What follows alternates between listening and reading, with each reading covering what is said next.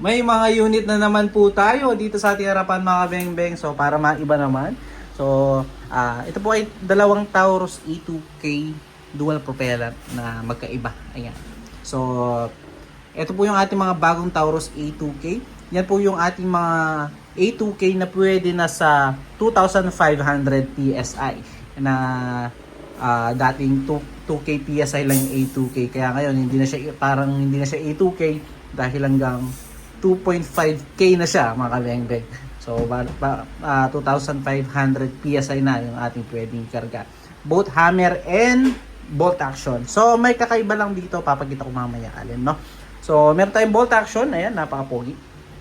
Bolt action, gaganda ng bolt action. 2-cock siya, hanggang 2,500 PSI with safety lock din mga kabeng-beng. So yan. So itong mga unit na ito, dual propellant po sila. Pag sinabing dual propellant, pwede siya sa PCP at pwede siya sa CO2. So ito naman, dito naman tayo sa hammer. So same din, hanggang 2,500 PSI. Hammer type. Ang kaibahan lang dito, big tank po yung ating hammer type na available.